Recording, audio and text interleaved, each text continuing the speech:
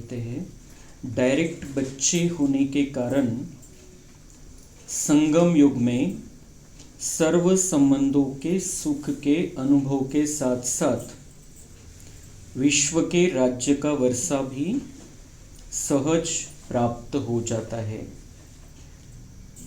Direct बच्चे हैं इसलिए विश्व के राज्य का वर्षा भी सहज है। आप आत्माओं को धर्म और राज्य दोनों प्राप्ति है, लेकिन अन्य आत्माओं को धर्म है तो राज्य नहीं, राज्य है तो धर्म नहीं। इस डबल प्राप्ति की निशानी सारे ड्रामा के अंदर डबल ताजधारी सिर्फ आप हो। तो हमें दोनों धर्म और राज्य दोनों की प्राप्ती, म्हणजे जो सतयुगामध्ये राजा राहील त्याच्यामध्ये देवत्व राहणार आहे, पवित्रता राहणार आहे, म्हणजे धारणा आहे, धारणायुक्त राजा राहील। धर्म म्हणजेच धारणा, तो धर्म भी है राज्य भी है। कोई उसे कोई धर्म का गुरु करना नहीं पड़ेगा या किसी से राय नहीं लेनी पड़ेगी।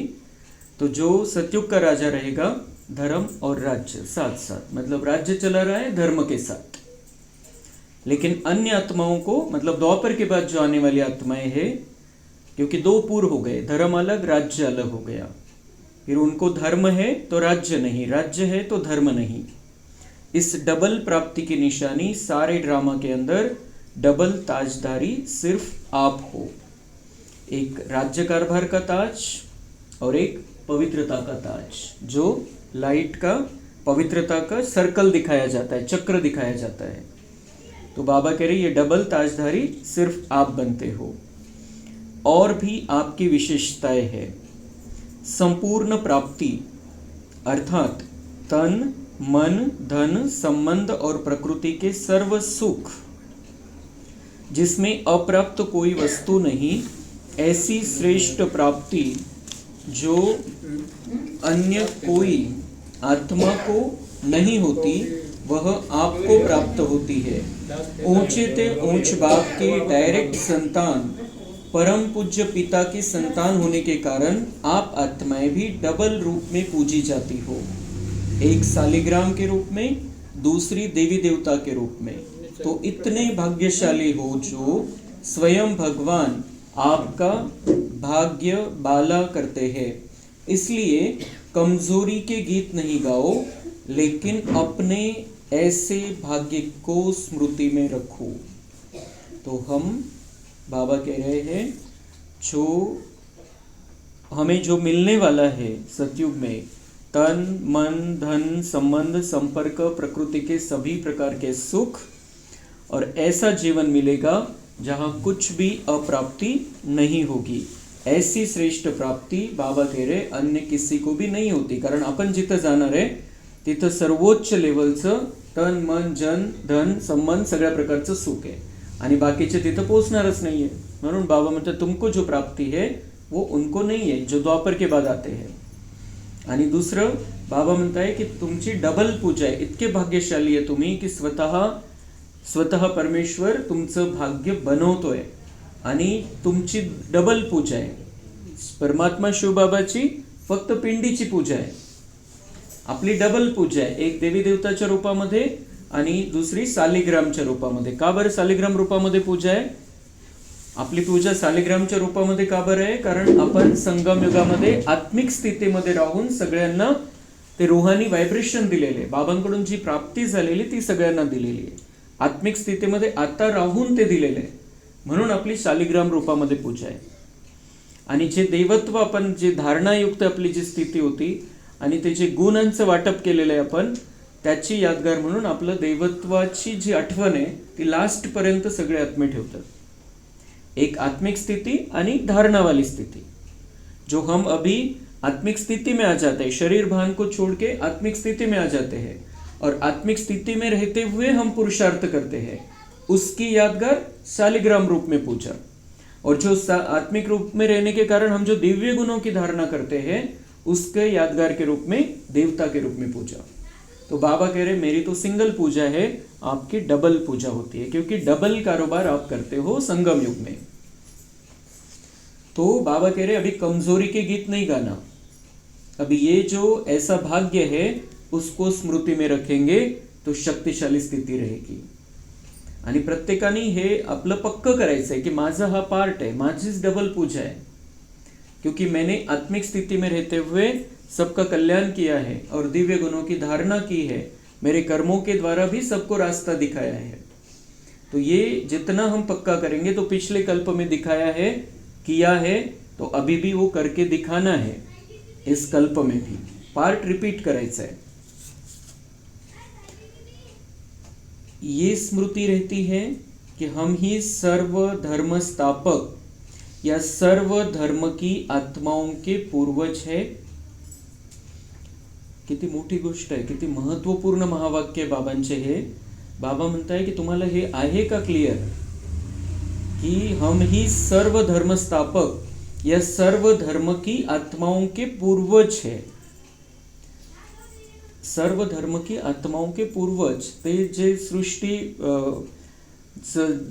जे दाखवलेलं चित्र आहे कल्पवृक्षाचं, कल्पवृक्षाच्या चित्रामध्ये बघायचं आहे आपण. कल्पवृक्षाचं चित्र एकदा क्लिअर, त्याला एकदम व्यवस्थित बघायचं आहे. त्याच्यामध्ये सगळी क्लॅरिटी त्या चित्रामध्ये की शाखा कुठून फुटलेल्या आहे, फांद्यामधून फांद्या नाही फुटलेल्या दाखवलेल्या आहे. ती जी खोड आहे, देवी देवता धर्म आहे खोडामध्ये, तना जो म्हणतात त्याला, त्याच्यातून फांद्या निघालेल्या आहे सगळ्या. आणि म्हणून बाबा म्हणतात तुम्ही एक तर मुळ्यांमध्ये, मग ते झाडाच्या तण्यामध्ये, आणि तिथून तुमच्यामधून या फांद्या फुटलेल्या आहे. तो ये बहुत बड़ी बात बाबा कह रहा है कि हम ही सर्व धर्म स्थापक या सर्व धर्म की आत्माओं के पूर्व, म्हणजे ज्यांनी धर्म स्थापन केले त्यांचे पण आपण पूर्वज आहे. तो इसमें से क्या समझ में आता है हमको, की जसं बाबा आपल्याला साकार मुरलीमध्ये सांगतो की येशूची आत्मा जी आहे वरतून अवतरित झालेली आत्मा होती, रेडी शरीर होतं इथं, आणि त्याच्यामध्ये ती वरतून आत्मा आली, तिने प्रवेश केला आणि ख्रिश्चन धर्माची स्थापना केली. तर मग रेडी शरीर कोणतं होतं ते, ती आधी सनातन देवी देवता धर्माची आत्मा, तेच होतं इथं.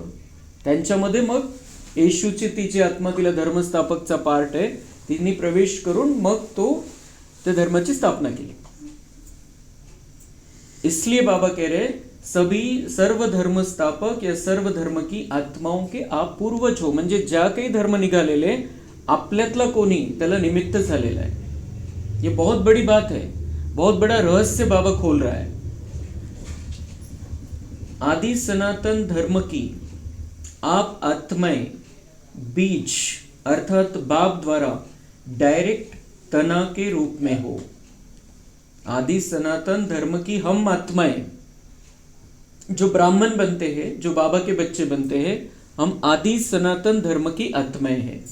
अभी अपना जो देह का धर्म है उसको भूल जाना है, म्हणजे सध्या तरी जोपर्यंत आपल्याला ही गोष्ट समजून घ्यायची आहे, नंतर आपला आपला प्रश्न है तो. लेकिन हमें ये पक्का करना है कि मैं आदि सनातन देवी देवता धर्म की आत्मा हूँ. अगर मैं बाबा का बच्चा बना हूँ और बाबा से मैं डायरेक्ट पालना ले रहा हूँ, बाबा से मैं डायरेक्ट उनके महावाक्य सुन रहा हूँ, तो मैं आदि सनातन देवी देवता धर्म की आत्मा हूँ. मैं कन्वर्ट हुआ था उस धर्म में, जो ये शाखा फूटी बाद में, उसमें मैं कन्वर्ट हो गया था उस धर्म में, लेकिन मैं आदि सनातन देवी देवता धर्म की आत्मा हूँ. और फिर हम आदि सनातन देवी देवता धर्म की आत्मा है, तो बाबा कह रहे आप आत्माएं बीज अर्थात बाप द्वारा डायरेक्ट तना के रूप में हो. मतलब बीज शिव बाबा परमधाम से नीचे आया और फिर उसने ये कल्प वृक्ष की रचना रची. मतलब ये जो नया कलम लगा रहा है वो, तर आपल्याला त्यांनी मुळ्यांमध्ये घेतलं आणि मुळ्यांमधून आपणच मग तयार होऊन रेडी होऊन मग त्या तण्यामध्ये आलो, झाडाच्या खोडामध्ये. जो सृष्टी वृक्ष आहे त्याच्या खोडामध्ये आपण आलो, कारण आपण डायरेक्ट बीज जो आहे परमात्मा या सृष्टी वृक्षाचा त्याच्याशी कनेक्टेड. सृष्टि वृक्ष के चित्र में आपका मूल स्थान तना है. म्हणजे मुळांमध्ये तपस्या करतो आपण, पण जी स्टार्टिंग होणार आहे नव्या चक्राची, तर मुळामध्ये आपण कुठे आहे, मग देवी देवता धर्माची आत्मा दाखवलेली आहे तण्यामध्ये, खोडामध्ये झाडाच्या. जिस द्वारा ही सर्व धर्मरूपी शाखाएं उत्पन्न हुई है. हम तना में है, खोडापासून फांद्या फुटलेल्या आहे.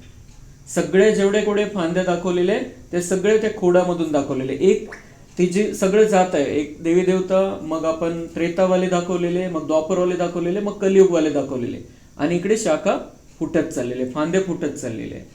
त्याच्यामध्ये बिलकुल क्लिअर केलेलं आहे बाबांनी. आणि हे 2:6:77 मुरलीमध्ये बाबांनी सांगितलेलं आहे की हे ऐसा आहे. त्या फांद्यातून फांद्या नाही फुटल्या, पण सगळे जे काही धर्म, संन्यास धर्म, वेगवेगळे धर्म आले, त्याला कुठंतरी तुम्ही निमित्त झालेले आणि तुमच्यापासून सुरुवात आहे, म्हणजे तुम्ही ऑटोमॅटिक पूर्वज आहे.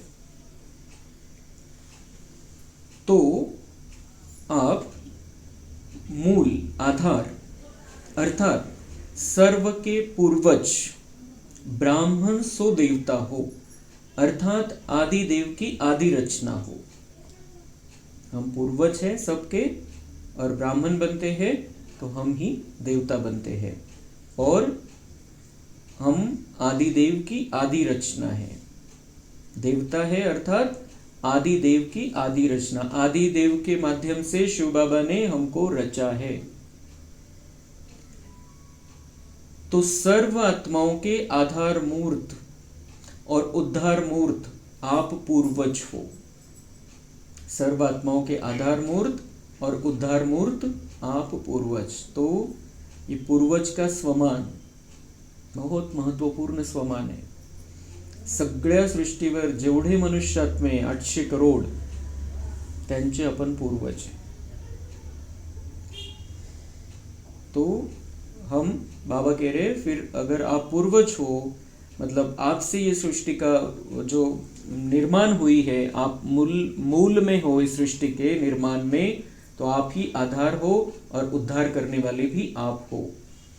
तो ऐसे अपने श्रेष्ठ स्वमान में रहकर ये महामंत्र याद रखो कि जो इस समय अपना जो संकल्प अर्थात मनसा वाचा कर्मना जैसे चलती है वह सर्व आत्माओं तक पहुंचती है.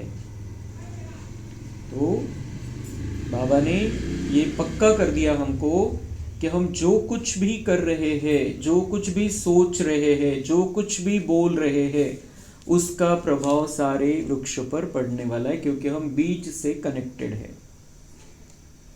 सृष्टि का बीज परमात्मा से हम कनेक्टेड है, और इसलिए हम जो सोच रहे हैं, कारण बी आहे तर बियाला पाणी दिलं, खत टाकलं तिथं, तर ते सगळ्या पाना फुलापर्यंत पोचत असतं.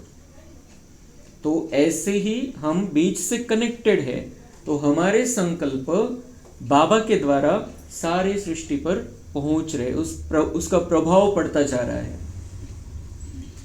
तो ये बिल्कुल हमको पक्का होना चाहिए कि मुझे क्या सोचना है, क्या बोलना है, क्या करना है, कारण मी जे करतोय त्याचा प्रभाव कळत न कळत सगळ्या सृष्टी वृक्षावरती पडतोय. संपूर्ण पृथ्वीवरती आपला प्रभाव आहे. सगळे जे पृथ्वीवरती सगळे मनुष्यात्मे, सगळे जीवजंतू, सगळे झाडं, पानं, फुलं, सगळ्यांवरती आपला प्रभाव आहे, कारण आपण बीजाशी कनेक्टेड, मुळ्यांमध्ये आहे आणि तण्यामध्ये आपणच राहणार आहे. म्हणून आपण जर थोडंसं नाराज जरी झालो तर सगळ्या सृष्टीवरती त्याचा प्रभाव पडणार आहे. इतकं पक्क आपल्याला लक्षात ठेवायचं आहे. तर जितकं आपण जर खुश राहिलो तर तो खुशीचा प्रभाव सगळ्या सृष्टीवरती पडेल.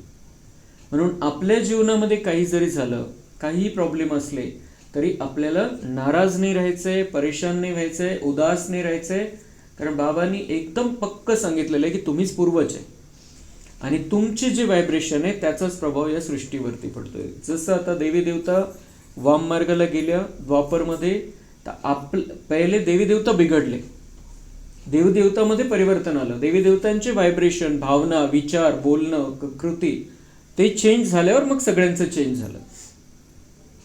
म्हणून निमित्त या सृष्टीवरती स्वर्ग आणायला आपणच आहे आणि नरक आणायला पण आपणच निमित्त आहे. आता बाबा म्हणताय खूप मोठी जबाबदारी आहे तुमची. आता तर नवी कलम लागते, तेव्हा आता खूप मोठी जबाबदारी आहे. काय द्यायचंय सगळ्या सृष्टीपर्यंत, काय पोहोचवायचंय, इथं जे चाललेलं आहे ते पोहोचणार आहे. प्रभाव ऑटोमॅटिक पडणार आहे. जी आपण सकाश द्यायचा जो विषय, सकाशसाठी खूप क्लीन पाहिजे, मध्ये एकदम स्वच्छता पाहिजे, तेव्हा आपल्याला जे द्यायचं ते जाईल. म्हणजे आपण स्पेशली देतो की मला इकडे शक्ती पाठवायची, इकडे शांती पाठवायची, तर ती स्पेशली केव्हा जाईल, जेव्हा इथं क्लीन आहे. पण असं जे व्हायब्रेशनचा जो प्रभाव आहे तो ऑटोमॅटिक आहे. आपण थोडं नाराज झालो, थोडं परेशान झालो, थोडं उदास झालो, ऑटोमॅटिक तो प्रभाव पडत राहणार आहे. तो तना द्वारा ही सर्व शाखाओं को अर्थात सर्व आत्माओं को श्रेष्ठ संकल्पों की शक्ति व सर्व शक्तियों की प्राप्ति ऑटोमॅटिकली होती रहती है. संकल्प तुम्ही जे करा पोहोचणारे सगळ्या सृष्टीवरती, संकल्प पोहोचणारे. कारण निगेटिव्हिटी आहे आणि आपण जर निगेटिव्ह विचार करतो तर ते लवकर कॅच करतील सगळे आत्मे. आणि आपल्याला जे शांतीचा, शक्तीचा जो विचार करायचा असतो त्याला खूप स्पेशल लागतं, ते क्लॅरिटी पाहिजे, तेव्हा ते मग आपण स्पेशली देऊ शकतो. पण असंच जे येतं आपल्यामध्ये ते ऑटोमॅटिक पोहोचणार आहे. पूर्वजों को ही सब फॉलो करते हैं. आप पूर्वज आत्माओं के आधार से सृष्टि का समय और स्थिति का आधार है. आप सतोप्रधान हैं तो संसार गोल्डन एज अर्थात सतयुग है. तो समय और स्टेज का आधार, प्रकृति का आधार आप पूर्वजों के ऊपर है. जैसी आपली स्थिति तशी प्रकृति बाहरची. इसलिए सतयुग में हम अच्छे हैं, अच्छे बन के वहां पे जाते हैं, तो सतयुग की दुनिया अच्छी है. फिर जैसे जैसे हमारी चार्जिंग कम होती जाती है वैसे वैसे दुनिया भी सतो प्रधान से सतो, फिर रजो प्रधान से रजो, फिर तमो प्रधान में आ जाती है हमारी स्थिती के कारण. म्हणून आता खूप महत्वपूर्ण आहे, आपण जसं जसं सतोप्रधान होत जाऊ तशी तशी ही सृष्टीमध्ये पण परिवर्तन होईल. तो उसमें भी पूर्वज कोण आहे, पूर्वज कोण आहे त्याच्यामध्ये पण, सगळ्यामध्ये पूर्वज तर आहे पण 9 लाखापासून सुरुवात होणार आहे. म्हणून 9 लाख अति महत्वपूर्ण आहे. 33 करोड नाही, 9 लाखांविषयीची बाबा गोष्ट करतोय की तुम्ही पूर्वज आहे, सगळे स्टार्टिंग करणार आहे.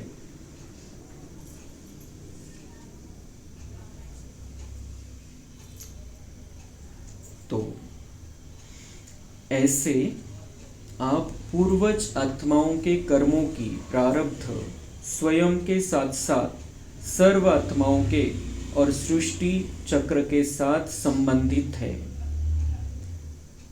हमारे कर्मों की प्रारब्ध बाबा कह रहे हैं आपके लिए तो है ही, लेकिन सृष्टि चक्र के साथ भी संबंधित है.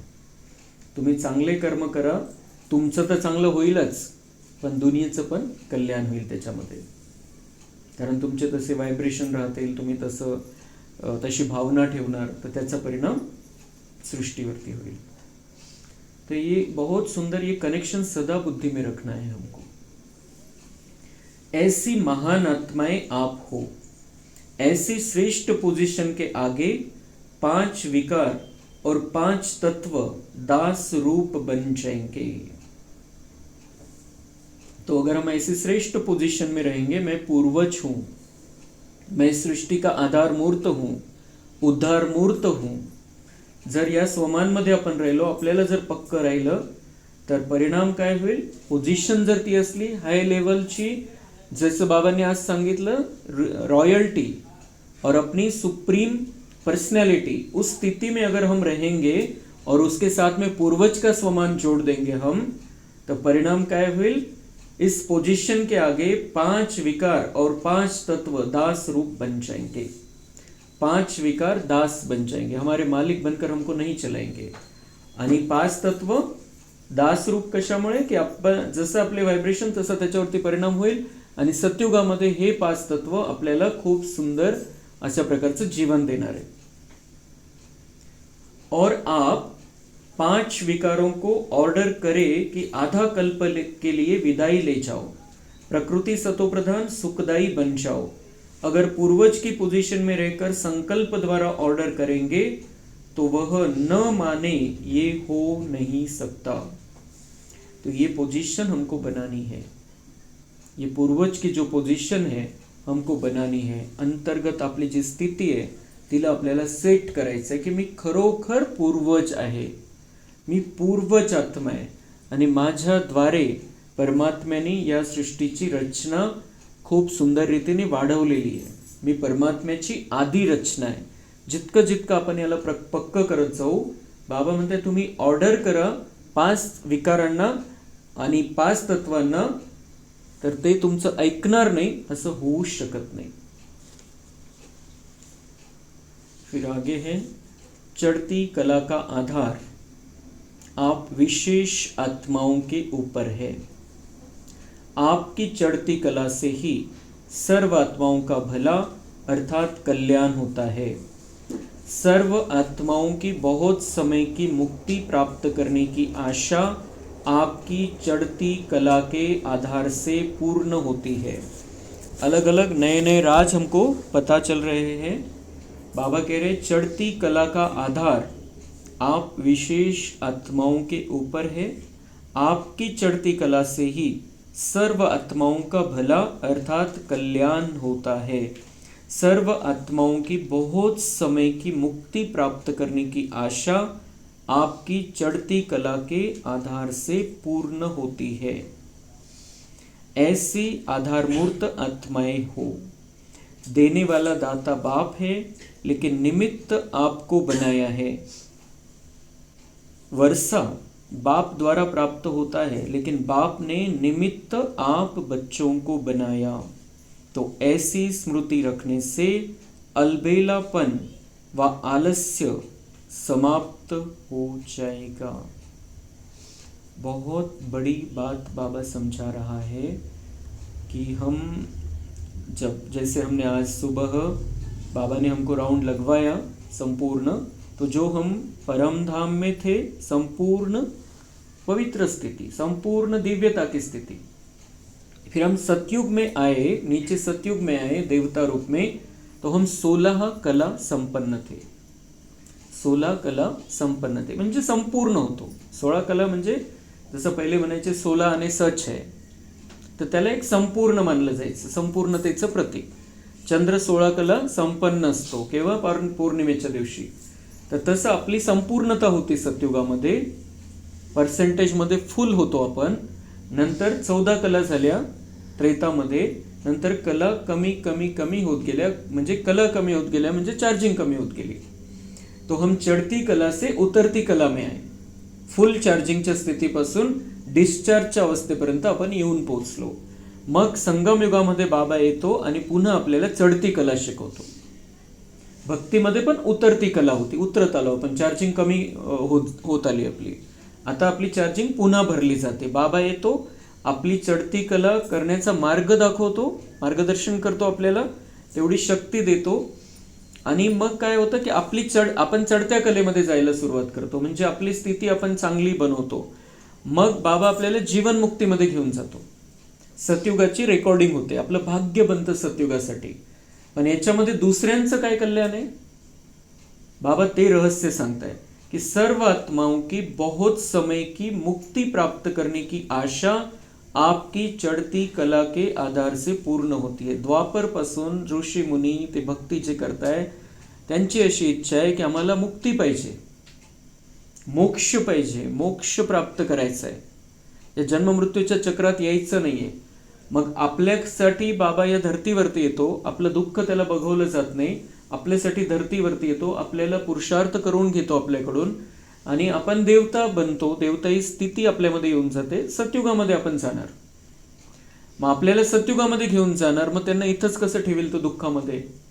तर म्हणून मग त्यांची जी आशा आहे की मला मुक्त व्हायचंय, जन्ममृत्यूच्या चक्रापासून मुक्त व्हायचंय, मुक्ती पाहिजे, ब्रह्ममध्ये जायचंय, तर त्यांची आशा पण मग बाबा पूर्ण करतो. कारण आपण रेडी झालो, पूर्ण झालो की परमधामचे गेट उघडणार आणि मग आपल्याला घेऊन जाईल बाबा.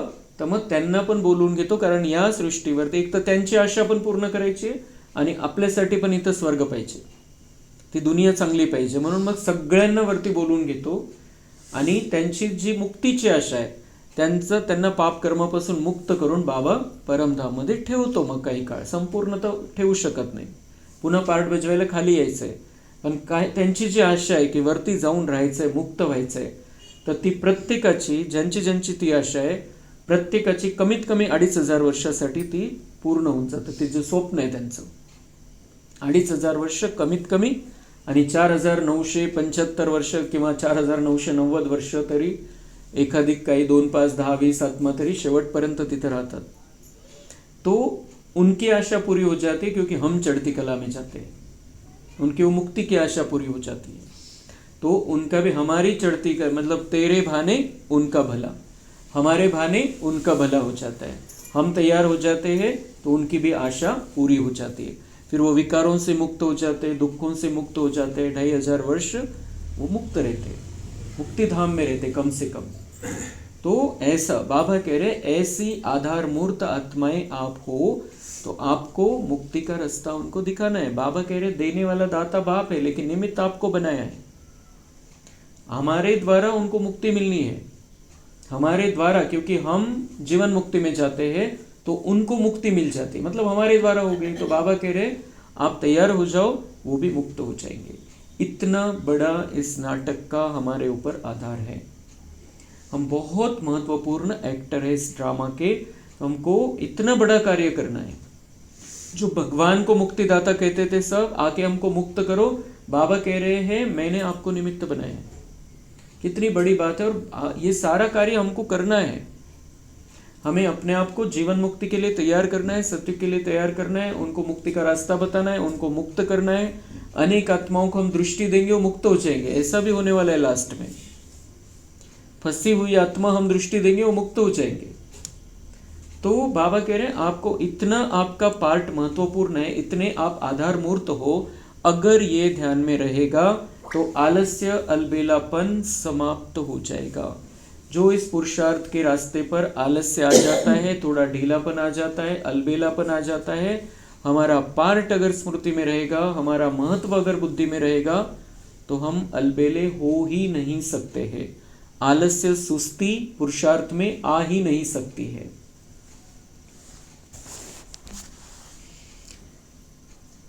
सदा निश्चय बुद्धि विजयी रतन है, ये स्मृति रहती है. निश्चय का फल है विजय. कोई भी कार्य करते हुए स्वयं में, बाप में, ड्रामा में निश्चय है, सब प्रकार के निश्चय है, तो कभी भी विजय न हो ऐसा हो ही नहीं सकता. अगर होती तो उसका कारण निश्चय में कमी. अगर स्वयं में भी संशय है, ये होगा नहीं होगा, सफलता होगी या नहीं होगी, तो भी संपूर्ण निश्चय नहीं कहेंगे. निश्चय बुद्धि का संकल्प दृढ़ होगा, कमजोरी का नहीं. जो होगा वो देख लेंगे, यह भी संशय का संकल्प है. जो होगा नहीं, हुआ ही पड़ा है, ऐसा निश्चय. कर्म करने के पहले भी निश्चय हो कि हुआ ही पड़ा है, ऐसी स्टेज है. कैसी भी माया आवे लेकिन डगमग न हो. निश्चय बुद्धि हर तूफान व माया के विघ्न को ऐसे पार करेगा जैसे कुछ है ही नहीं.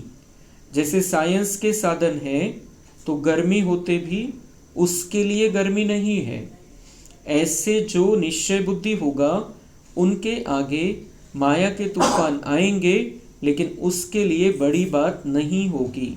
सेफ रहने के साधन उसके पास है तो माया जीत बन जाएंगे.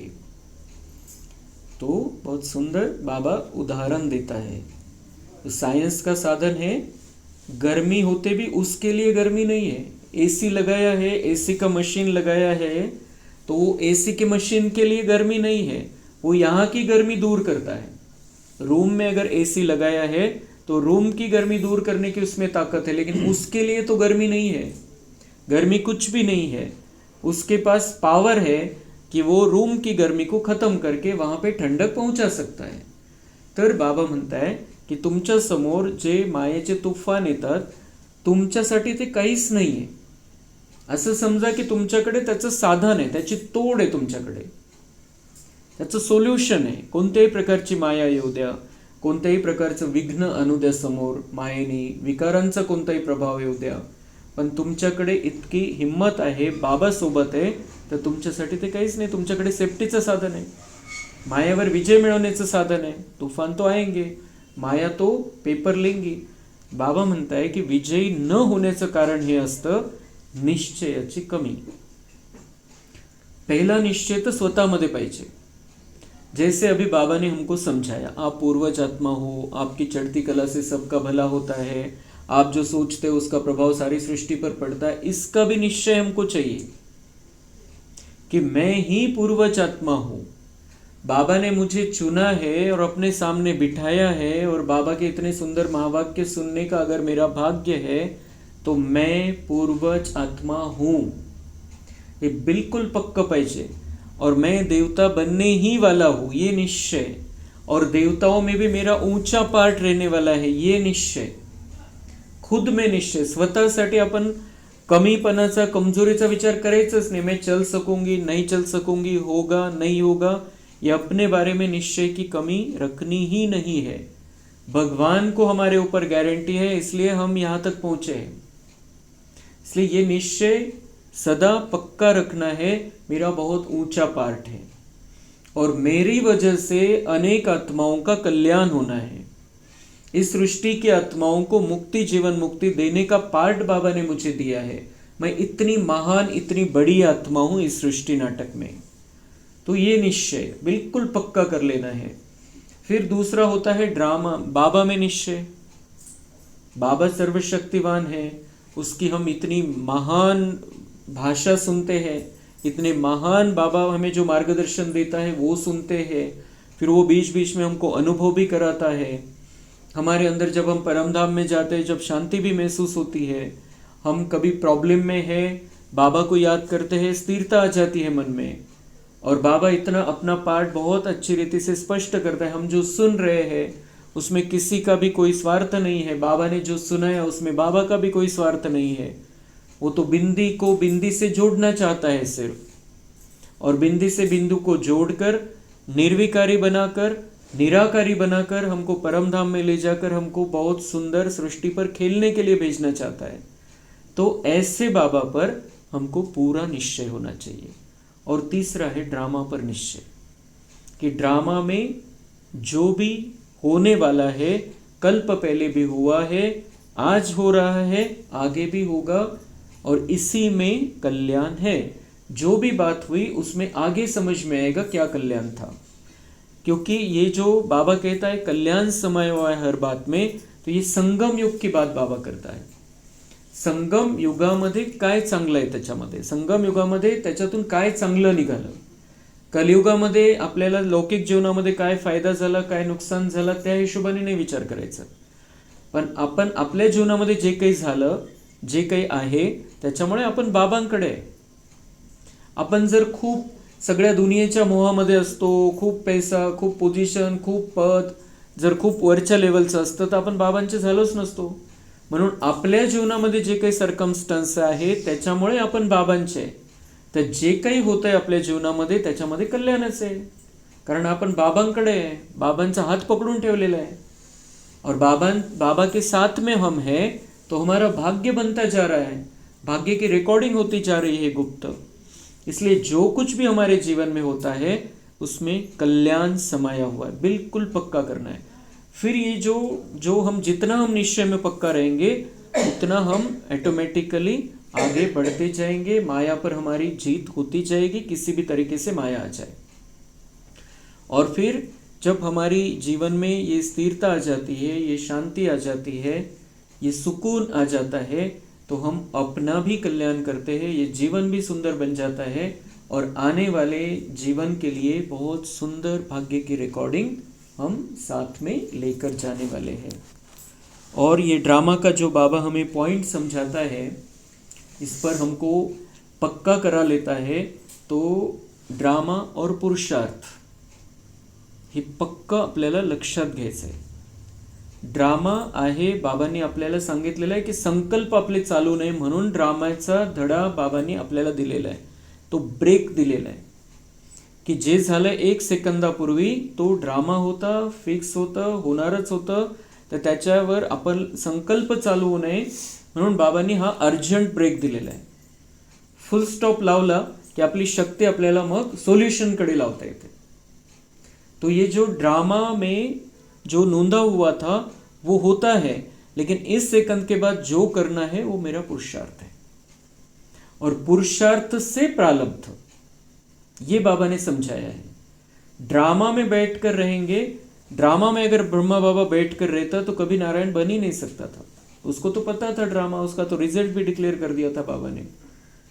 लेकिन हमको पता है कि हम 108 में आ सकते हैं, 16,108 में आ सकते हैं. हमारा अभी यहाँ से आगे जो पुरुषार्थ चलेगा उस पर अभी भी डिपेंड है सब कुछ, क्योंकि बाबा ने इसमें जो कुछ भी रिजल्ट आने वाली है उसमें से सिर्फ दोनों का रिजल्ट डिक्लेयर किया है, तीसरे का भी नहीं किया है. इसलिए हर एक को चांस है. तो इसलिए ड्रामा का पार्ट पक्का करते करते हमको पुरुषार्थ का पार्ट भी पक्का करना है कि पुरुषार्थ अभी भी मेरे हाथ में है. अभी क्या करना है, अभी मुझे कितनी बाबा की बातों पर चलना है, किस तरीके से अपने संकल्प रचने हैं, किस तरीके से मुझे देवता बनने का संकल्प फाइनल करना है, किस तरीके से मुझे बाबा के नियमों में चलना है, ये हमारे हाथ में है आज भी. और जैसा हम संकल्प करेंगे वैसी हमारे लिए सृष्टि बनती जाएगी, वैसा संस्कार हमारा होगा और नई दुनिया में उतना श्रेष्ठ पार्ट हमको मिलेगा. तो जितना हम ड्रामा और पुरुषार्थ के पार्ट को पक्का करते जाएंगे, हमारे सामने किसी भी प्रकार का पेपर आ जाए, कोई भी माया आ जाए, हम उसको हरा देंगे. सेफ्टी का साधन हमारे पास है. अच्छा, ओम शांति.